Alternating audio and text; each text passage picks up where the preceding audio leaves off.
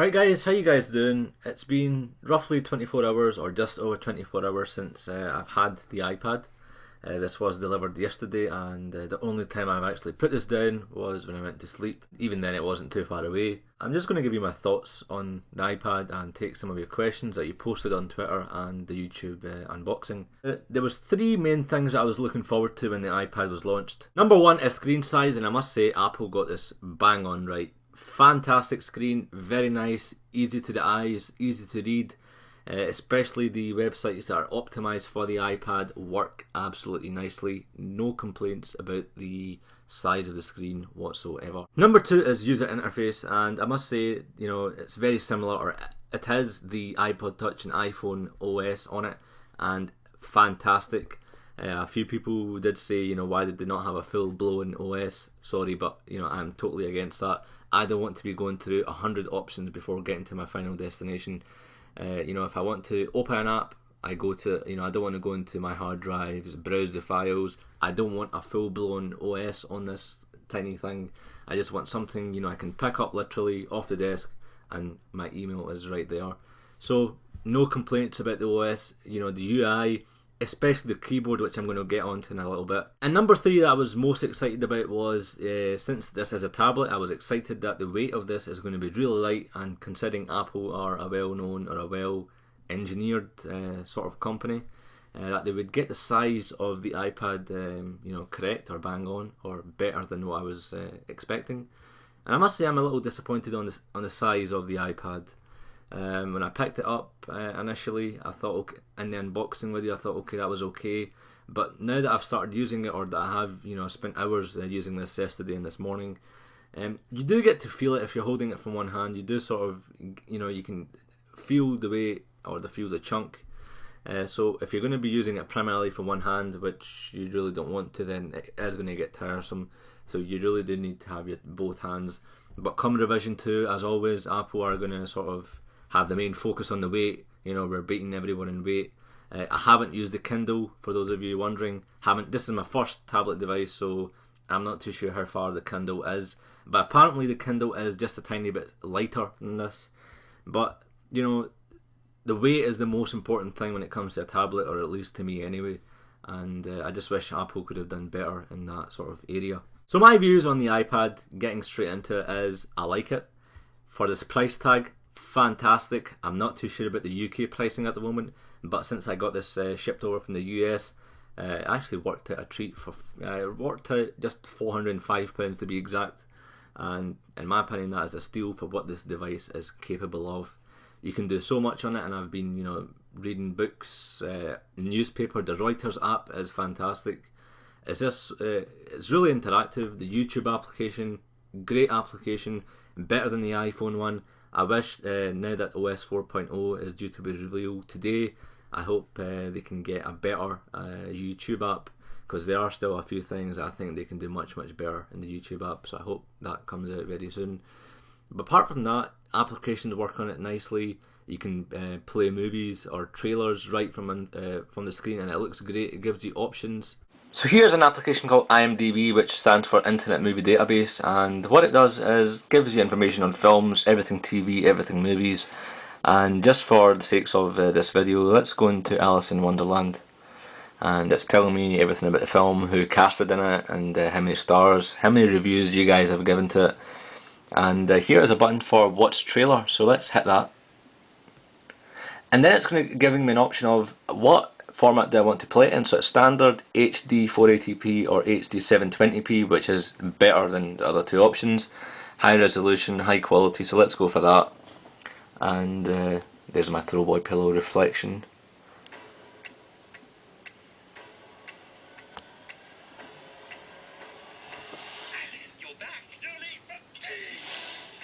But that is enough for the trailer due to copyrights and so on. But fantastic quality. I can't tell you how much or how good the quality is. So as you've seen from that trailer, the quality on that thing is amazing. I've transferred some films onto it. Great. It is just, really amazing what this thin piece of thing can actually do. So if you're wondering whether you should get an iPod Touch or an iPad, I would sort of lean towards the iPad simply because the gaming aspect to it, which I'll do in the review, is phenomenal. It's just capable of doing more than just a simple iPod Touch. So if you're really strapped for cash, obviously you might have to go for the iPod Touch. But if you've got a few spare £100 on you, then go for the iPad. So here's one really cool game that I got for the iPod Touch back in 2008 when I got my first sort of mobile device from Apple. And when I seen this for the iPad, I thought, you know what, I have to get this. The good thing about this this game on this device on the iPad is that you can customize it quite a bit. And yes, you do have to pay for the game. It is $4.99, I believe. And basically, the aim of the game is to get the ball in that hole while you move the iPad Touch, like so. Yeah, it's just, I don't know what to say, but the games on this thing are better than what they are on the iPhone and iPod Touch. And another example for a fantastic game, it's called Plain HD, which again I got on my iPod Touch, but this version is specifically for the iPad. And having that, real estate bigger than the iPhone and iPod Touch, that gives you an advantage in my opinion, and it's just more enjoyable to play.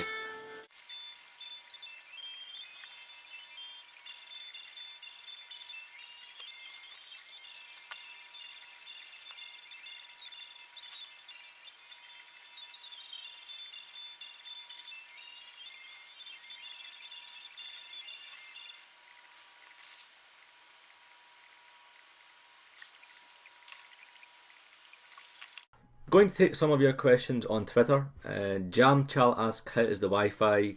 I've read some news that it's a bit sketchy. To be honest, I've not had any major issues with the Wi-Fi. I did have an instance yesterday where it just dropped from 4 bars to like 1 at the same place, same location, same height, which was a bit strange. But other than that, no issues with Wi-Fi. And yes, I have heard that some people are having quite big issues with the Wi-Fi. TDC asks, as a rookie, can you comment on how easy it is to access the web when, e.g. on the train, etc.? Well, if you're travelling by train, the train must have Wi-Fi in order for you to access the internet. So I haven't used it on a train, but I can tell you the web pages on this, fantastic. You can you've literally got the web on your hands. It's just so clear. You don't have to zoom in like you do on the iPod Touch. What I felt weird was that when I used to use my iPhone going onto a website, you had to constantly zoom into every corner. But with this, as soon as you open up a website, it's right there, so you don't need to zoom in. It's easy to interpret what it says on the site. Bafster Twit has asked if I've poured a drink on it to see if it slides off. He also asks, what's Tweety 2 like in double pixel mode? Rubbish. In terms of Twitter applications, I think the best one so far is TweetDeck. I hated it on the iPhone. I hated it on the Mac. And the iPad version is different. I think it's good, and it'd be interesting to see what Tweety is going to come out, as an answer to TweetDeck. Raymond KR74 asks, is there any way to list all the free iPad applications on the UK store? No. Very annoying, because you've literally got to go through tens and hundreds of pages, and they're all mixed. So everything from 59 pence apps to 4.99 apps, they're all there, they're all mixed up, and it's really, really annoying. Dr. Buck, or DRBUK, asks, any regrets from getting the iPad? And I would say the only regret is that I should have ordered a case with the iPad, because this is a very delicate sort of thing. If you drop this way, your screen's going to get smashed, and I didn't order one, and I thought the companies that were sending me stuff would arrive before the iPad does, and it didn't really happen. So I've got a few in the mail just now, so hopefully that shouldn't take too long. But apart from that, from the actual unit, no regrets whatsoever. And Tony Utter finally has made a good comment. He's said, he likes how the keyboard, how natural it feels, and I must agree with you. The keyboard on this thing is very, very nice. The iPhone and iPod Touch keyboards aren't the best. I mean, when I get an email on my iPhone, I usually flag it for when I come back to the iMac or the MacBook Pro. It's flagged and I just reply to it then. The problem with the keyboard and the iMac is I tend to write emails quite a lot, so I don't really, if you keep typing, your thumb kind of gets sore, tiresome, and hence why I just flag them, because it's easier for me to write a message on my keyboard, on my physical keyboard, than it is to write a message on this. However, with the iPad that's changed, because you can touch type, very similar, in fact, if not nearer than the keyboard on your iMac. And it is surprisingly very, very good, and it just makes it so much easier. Dual screens is something that I forgot to mention earlier on, and I particularly like the iPad simply because it acts as another monitor. You don't need to have a space. Despite me having 27-inch, I've got a separate screen that it's just active there. I don't have to do anything on that machine to sort of go into that other space. And this also acts as a photo frame, which I like. Now, if photo frames cost anywhere up to the hundreds.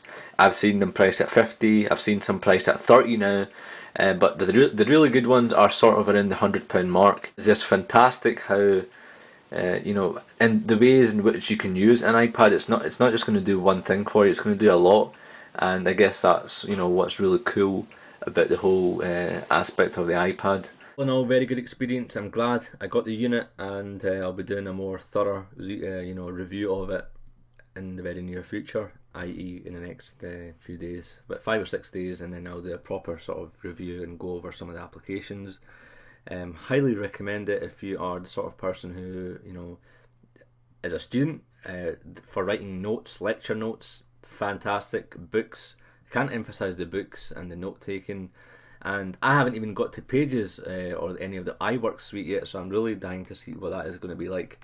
But even for you gamers out there thinking of getting an iPod Touch just for gaming, go for this instead. But yeah, if I haven't maybe clarified anything clearly, or if I've missed something out, or if you want to ask any more questions, leave them down below and I shall get back to you in the comments. Do hit the yellow button, subscribe button. The moment I upload any more videos, they will appear in your subscription box. So when I've got more application reviews or review of the actual unit, that will appear in your email or on your YouTube homepage. But yeah, cheers.